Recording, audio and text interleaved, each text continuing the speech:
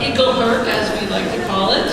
And I'm really very, very happy to welcome all of you here to celebrate a night of incredible activism, leadership, and of course, our own organization. We're so happy to have you here for our celebration of courage, and I hope that you will enjoy what we have to offer this evening.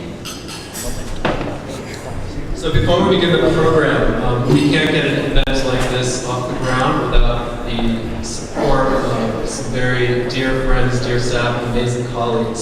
So first, a shout out to our board colleagues, Douglas Chu, Todd Hill, Vivek Rai, Rose Richter, thank you for making this possible.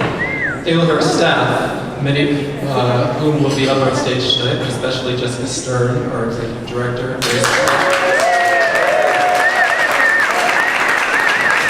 Grace Moore, our main program coordinator, and Emily Larson and Sarah Bennett, who have worked tirelessly behind the scenes to make this happen. In absentia, big thanks to our event chair, Tom Watson, and the Celebration of Courage host committee. Many of you are here tonight. Thank you so much for bringing your friends and colleagues to support us tonight. The Young Professionals Committee, who organized the silent auction in the back of the room, if you are here. Raise your hand. Thank you. Great job. Please, if you haven't seen the silent auction, please have a look after the program, and there's really nice things to bid on.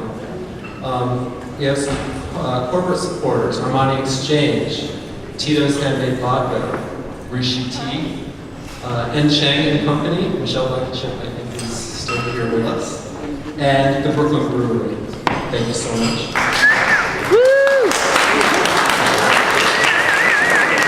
Also, thanks to the Gay City News and Go Magazine, and to the law firm of McDermott, Will, and Emily.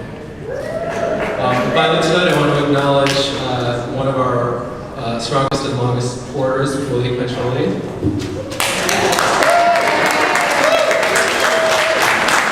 And many UN agencies and missions who are here joining us tonight. We're very grateful for the partnership that we have with all of you. We could not do this work without you, so thank you very much.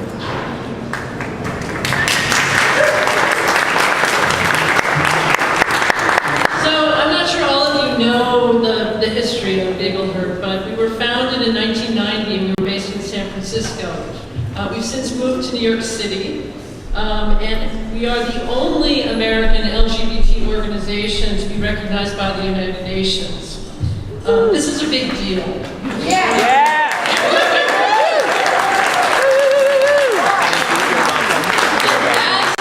As the only organization in the world focused on LGBT rights at UN headquarters, we consider it our responsibility, and it's a huge responsibility, to monitor and seek influence from every single government in the world through the activities happening in and around the UN headquarters. Most importantly, and this is what I especially love Eaglehurk for, we do this work in partnership with LGBT communities and allies throughout the world.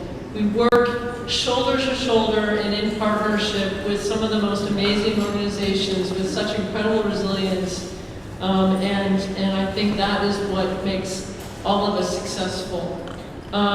These efforts are led by Eaglehurk staff, a staff of 20, based in offices all around the world, including Sweden, the Philippines, Germany, South Africa, and I'm forgetting a whole lot of others. But we are we're everywhere, and we're working very hard to make sure that people do have the rights that they deserve everywhere. So we're here tonight to honor a number of individuals and organizations. Tonight you'll hear about the extraordinary work of our former board co-chair, Todd Larson, this year's winner of the Special Award. He's very instrumental in bringing us the official recognition that we have at the United Nations. And this award will put him in the company of past winners like South African Archbishop Desmond Tutu, Irish President and UN High Commissioner for Refugees, Human Rights, Mary Robinson, and the first openly LGBT member of the United States Senate, Senator Tammy Walter of Wisconsin. You'll also hear tonight about the work of Jay Guru from Sri Lanka, representing this year's Felipa Souza awardees for her extraordinary activism, in particular on LGBT rights in South Asia. Jay will accept the award on behalf of her colleagues who have done an extraordinary research job documenting human rights and human rights abuses in 5 countries in Southeast Asia. And we're here tonight at a very unique moment in history.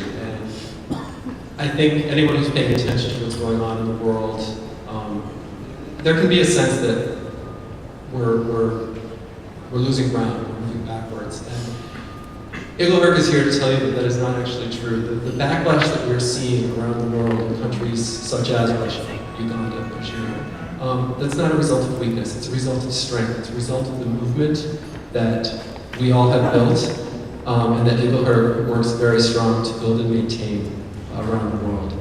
So please keep that in mind tonight as you celebrate courage with our organization. Thank you so much for being here. It is my great pleasure to introduce our Executive Director, Ms. Jessica Stern.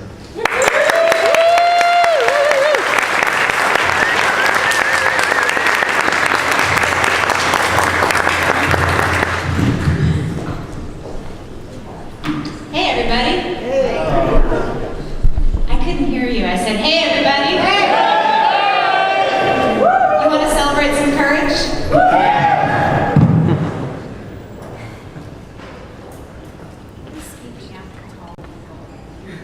Can you hear me okay? No.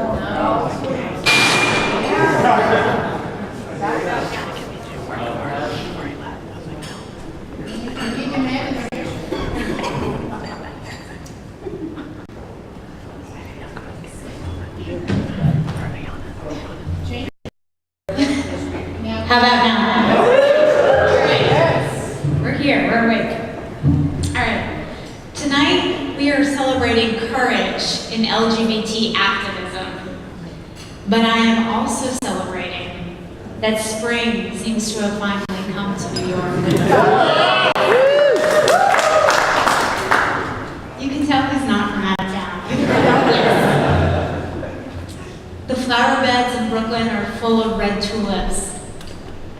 And around Wall Street, near Egelberg's New York office, a pink dogwood tree has been in bloom for weeks. But it was an interminable winter here in New York City. And it has been an interminable winter for LGBT rights globally. We saw Russia pass a so-called anti-propaganda law that equated information about LGBT rights with child sexual abuse. We saw Uganda increase criminal penalties for consensual homosexual acts to life imprisonment and make it virtually impossible for LGBT Ugandans to rent a home. We saw the Indian Supreme Court uphold the country's colonial-era sodomy law. And make no mistake, these laws and the accompanying vitriol by government officials have very real consequences on the lives of LGBT people and their allies, not only in those countries, but beyond. Yes, it has been a very long winter indeed. This week, I received an email from a close colleague in Uganda. He wrote to me and said, and I quote, "We are trudging through difficult times. It gets tougher by the day, but we are persevering." He is exactly right. We are trudging through difficult times, but we are persevering. The story that you don't hear in the press, that I'm telling you from Egelberg's front lines, is that this upsurge in homophobia and transphobia as my colleague Tim said, is because LGBT people everywhere are asserting our rights. And as the US LGBT movement knows all too well, when we demand our rights, we pay a price. There will be a backlash. But a backlash does not stop us. I am an optimist, and this is because I'm a part of Eaglehurk. After 24 years of working in partnership with LGBT communities on the front lines around the world, we know that change is possible. We bring our experience to support our partners and our allies when they challenge their governments in courts and at the United Nations, when they push for legal reform, when they demand to be seen and heard and counted. As a young Filipino activist with whom we work recently told a room full of UN diplomats in the room, maybe you heard, our lives are not negotiable. As a result of this work, an anti-discrimination law is within reach in the Philippines. The first LGBT verdict from the Inter-American Court on Human Rights is being implemented in Latin America. And LGBT organizations in Southern Africa are stronger than ever. And this work is only possible with your continued investment and support. And for us at Eaglehurk, this is not a fundraising cliche. The continuity of our presence in countries that are not on the global media's radar, the accuracy of our analysis, grounded in decades of experience, is only possible because of your trust and investment in our work. All of us, you sitting in this room, Eaglehurk staff, and our colleagues and partners in countries around the world, we are the LGBT movement that demands and ensures change. Finally, in kicking off this evening's program, please join me in saying to yourself, our lives are not negotiable. And on that note, I want to thank you so much for being here tonight, and I want you to join me in welcoming to the stage Eaglehurk's former board co-chair, the extraordinary, and the person who now has long hair, Dorothy Santer.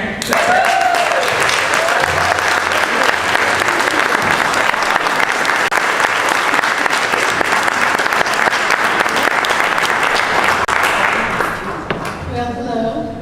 I hope you like my new hair for now. Todd Larson, a wonderful man, has been a human rights activist for decades. Todd was a very high-level executive and leader at the UN and worked with the UN's gay and lesbian employees group and played very important roles in advancing our rights. He led the change in the UN's policy to provide domestic partners and same-sex married couples with the benefits granted to opposite-sex married couples. It was a very difficult project. He was an early leader in this. That was not so long ago, and look at where we are today. In getting our rights recognized here in this country and all around the world. Todd was one of those leaders who got us here where we are now. Thank you.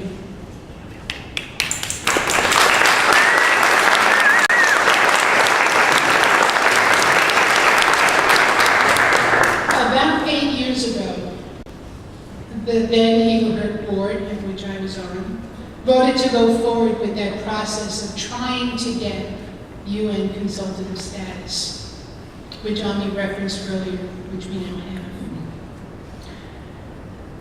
We knew this was going to be a difficult road because it was also under the administration prior to Obama, which was a very different regime. And we knew then that we needed some real strategy in trying to get this through.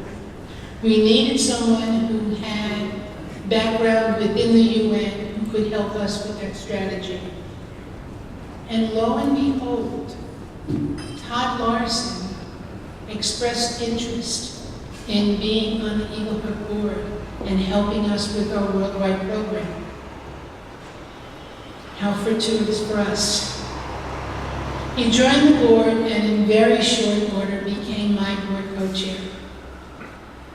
With his varied experience, including working with the UN High Commissioner for Refugees, for working in other leadership positions, including the legal department at the UN as well as the Foreign Service, his assistance was vital in our strategy, and he played a pivotal role in Eagle Herc's successful quest in getting the appointment to consultative status. I'm not sure we could have done it without him. Thank you.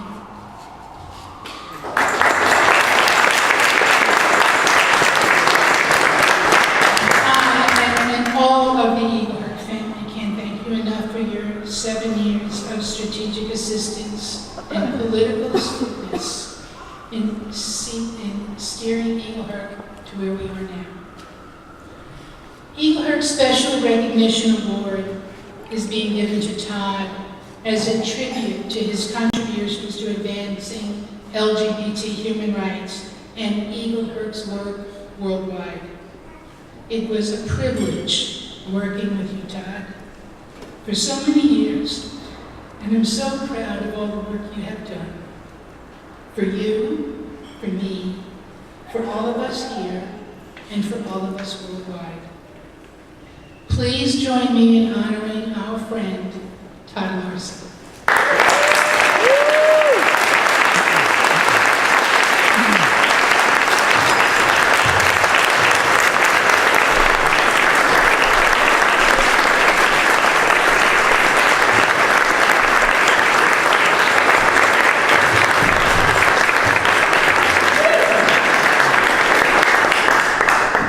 You must have engaged my mother as consultant in that.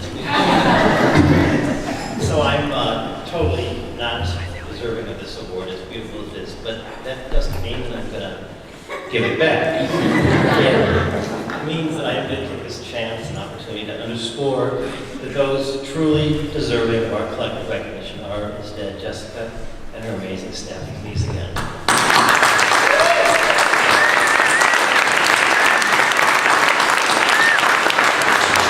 An amazing board of directors who are interspersed throughout the room. Thank you again. All of whom collectively deserve a Nobel Peace Prize for putting up with me. Thank God Obamacare covers their therapy. And our gay and lesbian brothers and sisters around the world, for whom the struggle is often one of life and death. In my new job, I'm just back from a week in Uganda. Thanks to our gay and lesbian brothers and sisters in Uganda and around the world for their courage. Those who guide us and trust us to join forces with them shoulder to shoulder as they live and breathe and move their cultures and countries toward realization of the Martin Luther King teaching. The arc of the moral universe is long, but it bends toward justice. A humble and heartfelt thanks, above all, from all of us to all of you.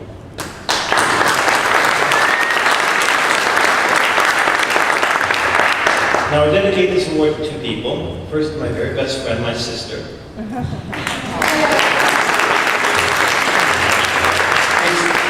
It's too bad that Obamacare didn't exist when we were young and just beat the shit out of one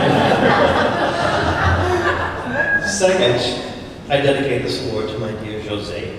These 20 years after your assassination, you are still a source of profound inspiration to me. So, a question and a challenge. As domestic LGBT organizations increasingly fulfill their existing domestic mandates, is it not time for them to broaden their perspectives? Is it not time that mainstream American LGBT groups spends just some of their time supporting the critical international work of exceedingly credible organizations such as Eagleburg. Some of their time as well as some of their money. Please give it some thought, my friends, especially the youngest of you who are the custodians of this movement going forward, and do with it what you're able. More broadly speaking, all of us, please let's step up and keep the pressure on. We can't settle back and revel in our domestic successes. The international struggle is far from over. Now, in the foreseeable future, is the time for us to support our global community. I was asked to speak to the key to our success at the UN. It's really quite simple. Join forces with competent, committed folks, such as my fine colleagues, Susan and Kieran and others who are here from the UN Globe. Commit to the long haul. Many of your most nefarious opponents will retire or die before you do. I'm just saying. And when working within a bureaucracy, figure out the legal and administrative tools at your disposal. They are always there. And master them and wield them more effectively than your opponents have the patience for. Strategy's always worked for me, and I pass it to you. So I was born in the middle of Hurricane Donna in 1960. Good God, my parents said, this kid's gonna be a handful. So I close with an invitation along those lines. Let's all continue to be more than a handful, especially the young amongst us. A big handful of support to our gay and lesbian brothers and sisters around the world. Through monetary contributions to Eagleburg, through social media, by engaging successful domestic LGBT groups to join us in our international struggle. In whatever way you're able, again, that international struggle is far, far from over, which you'll hear more about this evening. And our duty, the duty of those of us in this room, is crystal clear. Enjoy your evening, and thank you very much for being here.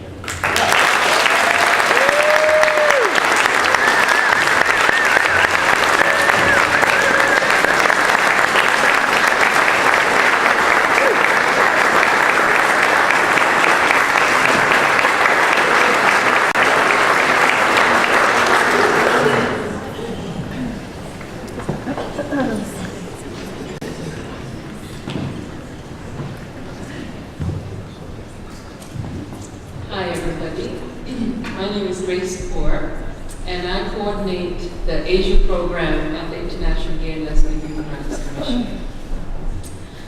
Tonight is a very special night. In less than 24 hours, we will launch the results of a multi-year, multi-country project to highlight one of the most heartbreaking truths that we all, at some point or another, have had to face. The fact that however much violence, exclusion, and discrimination we may face at school, at work, and in our communities, what we remember, what hurts us the most, is the violence and ostracism we face at home.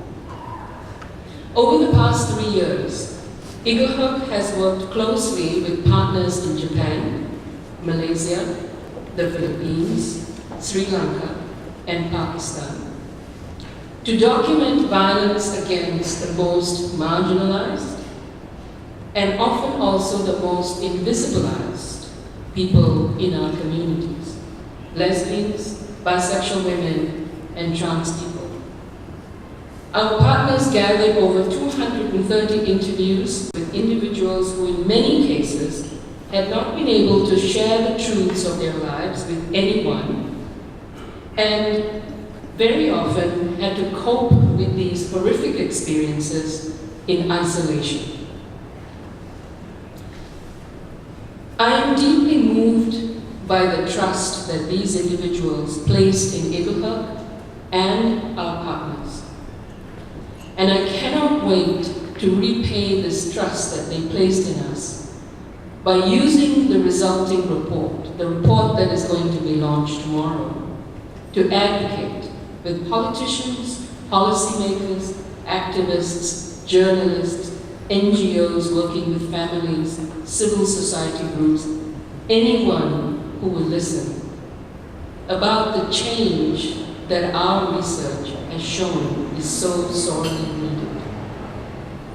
I think that you will agree with me that this powerful work should be disseminated to as many people as possible, and to do that requires funding. Later tonight, we're going to tell you how we can help. Now, our partners, who could not be here with us on this special night, have a special message for you in this video.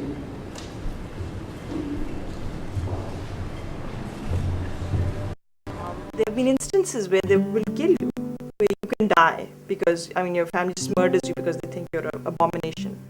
The report Violence Through the Lens of Lesbians, Bisexual Women and Trans People in Asia is the result of a 3-year project documenting violence and discrimination against LGBT people in Japan, Malaysia, Pakistan, the Philippines and Sri Lanka. It caught us by surprise that a lot of the violence happened in the home and they were perpetrated by family members. All of the lesbian, bisexual and transgender respondents we interviewed for this project experienced some form of violence. Doing legislative work in the Philippines, when we try to change laws and policies, we often get asked, is there really discrimination against LBTs? And so we needed to come up with a research that is credible. More than half of our respondents, precisely 27 respondents, thought about suicide at least once in their lifetime. The information itself was quite hard to digest very often because they're talking about emotional, physical, sexual violence and discrimination. I didn't expect for people to, even the transcribers actually, to get secondhand trauma. Coming back to the transcripts all the time, to code and analyze, we had to, read the difficult stories again and again. It was quite painful, overwhelming. In the absence of legal recognition, family acceptance, and protection from violence and discrimination, lesbians, bisexual women, and transgender people rely on their own resilience to survive, a resilience nurtured by the vibrant communities they built. It's pre-election time and we're facing a lot of hostility in Malaysia, especially towards LGBTIQ people. But even in this environment, we still find spaces to be ourselves. I'd like to thank everyone for their support to us through Eaglehawk. We were able to do the job of ensuring that we have data on violence against LGBTs in Asia.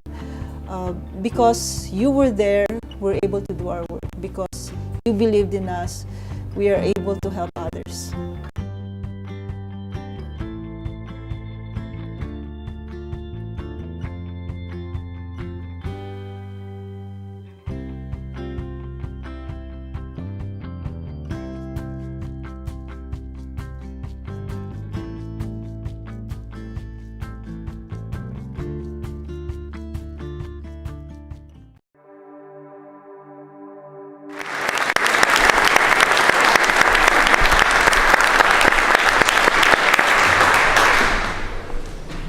As you can see from the short clip, the project was not easy.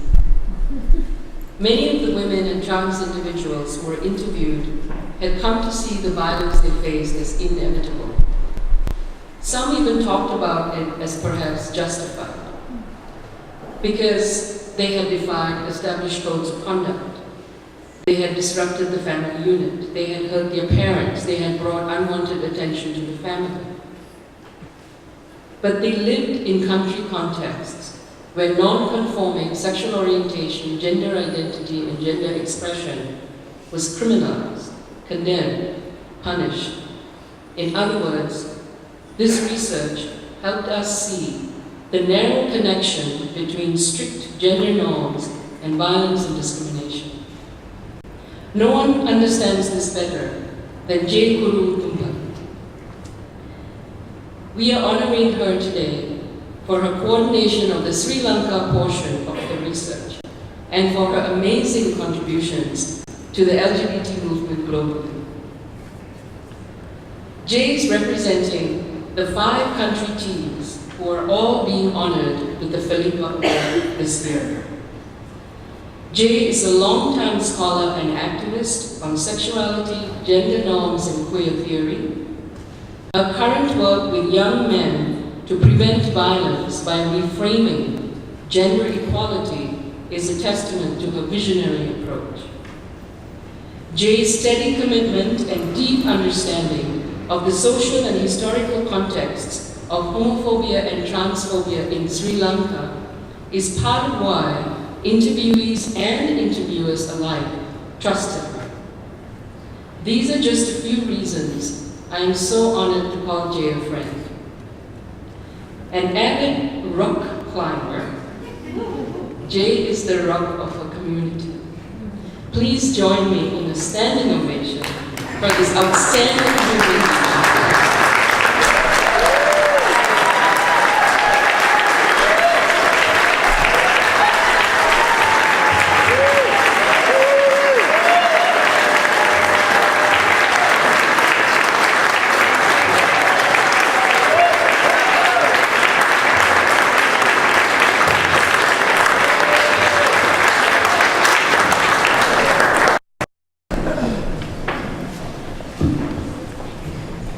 Thank you very much, KRYSS, and a big thank you to Eagle for this award. I am honored to be here tonight to receive this award on behalf of the Women's Support Group in Sri Lanka, as well as the 4 other organizations that were part of this multi-country research, namely Gay Japan News from Japan, KRYSS from Malaysia, O from Pakistan, and Rainbow Rights from the Philippines. I want to start with a brief quote from an interview we conducted with a 34-year-old butch lesbian in Colombo. Open quotes. I remember 2 guys holding me from my shoulder, pinning me down against the wall and hitting me in my stomach. I remember breaking loose, hitting one guy in the face, and I cracked his leg. And that's what got them to go, whoa, you know, she's not going to take it lying down. When they knew I was not going to stop fighting back, they ran off, and I just got into a tuk-tuk. Those quotes. This quote is an illustration of strength and courage, which was inspirational to the research team. Because for every one of the stories of despair and extreme isolation, there were also stories of survival, hope, and resilience. Sorry. It's been a long journey. Anyway, okay. And I get very emotional. Sorry about that. Waterworks department all the time. Anyway, some key findings from our research. Over 2/3 reported physical violence. More than half experienced sexual abuse and sexual violence. More than half reported self-harming, including 1/3 attempted suicide. Almost all respondents admitted that family members are the main perpetrators of emotional abuse. Carrying out this research was not easy. We interviewed survivors of violence who pulled out because they feared that they could be identified, even though all precautions were taken to maintain their anonymity. Some critics wanted to know who was paying for this research and whether we realized that this could harm our careers. During this research, our group also had to go underground, fearing a raid from the Criminal Investigations Department. And given the context of disappearances of human rights defenders in Sri Lanka, this was a very scary situation for us. But now that we have data from this research, there is more work to be done.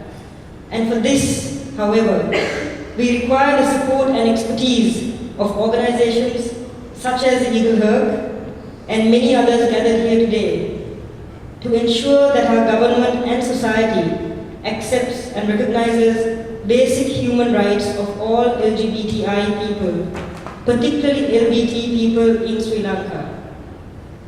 This award validates our hope in Sri Lanka that the international community cares about what we have endured and is committed to standing in solidarity with us to end violence against LGBT people. We are indebted to the International Gay and Lesbian Human Rights Commission and all our donors for giving us this opportunity to document these stories of despair, hope, and courage, and most of all, for believing in us and for continuously supporting us in this journey over the past 4 years. Thank you.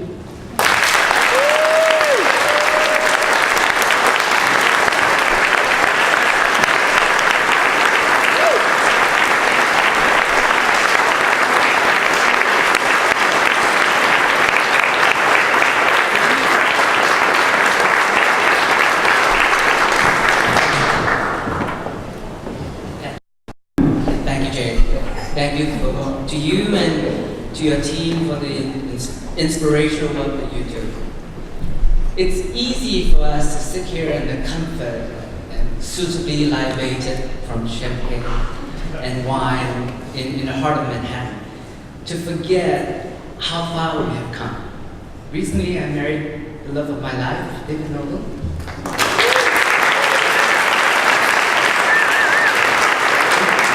In Central Park, our very small wedding was witnessed by very close friends, very small group, and it's very easy to forget. It's very easy to forget how much it took for David and I to be able to stand in Central Park to get married. So let us not forget how much it takes to get to where we are today, and listening to Jay and all the heroes before us, how much more needs to be done. So it is with pleasure and great honor that I introduce the next two individuals to you. They represent the future. To really change this world, we start with the young people. They are going to make the real difference. So with that, let me introduce to you Victor Ng and Andrew Dan Hayes. They are the executive committee of the Young Professionals of Eagle Heart. And Victor, Andrew, over to you.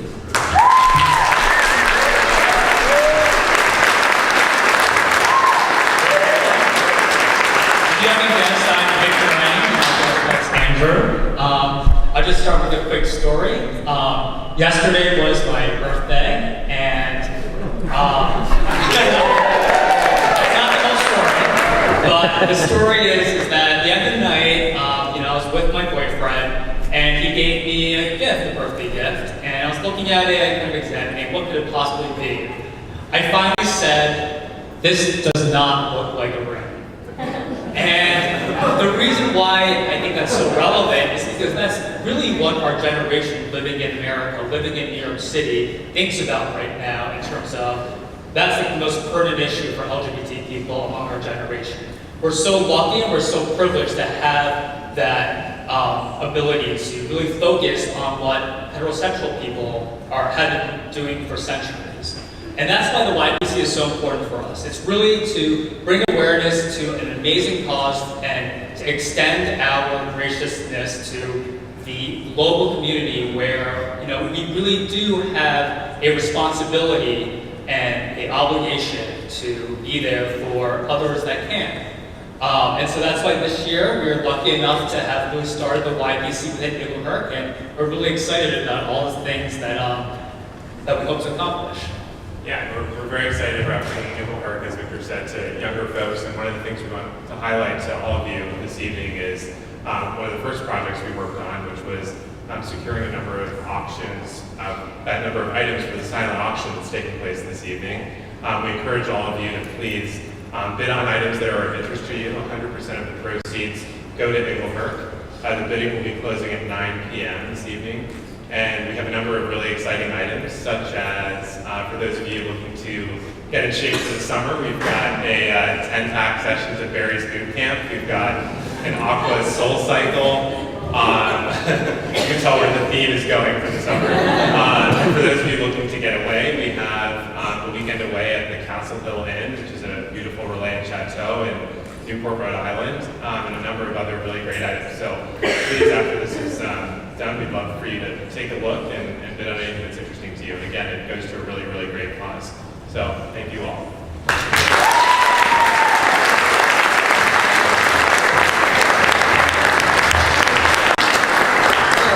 So we hope we have inspired you, tap on your heartstrings based on the stories, the heroic stories that you heard. So now we're going to tap on your purse strings. So this is the 24th, next year is the 25th anniversary of Eagle Heart, right?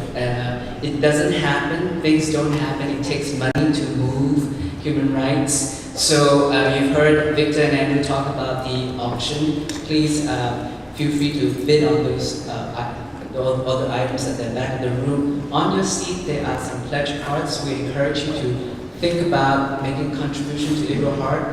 And with that, perhaps I can start this room with anyone raising their hands with a first pledge.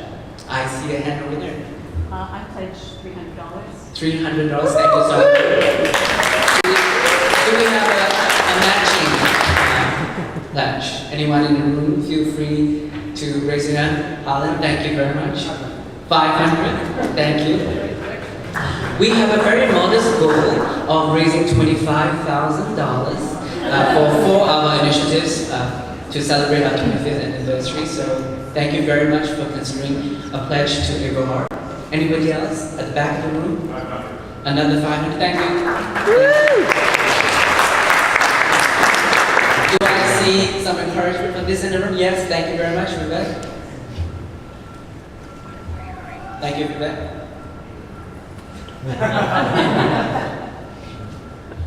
Well, thank you very much for coming and joining us tonight, and we look forward to seeing you next year. Thank you.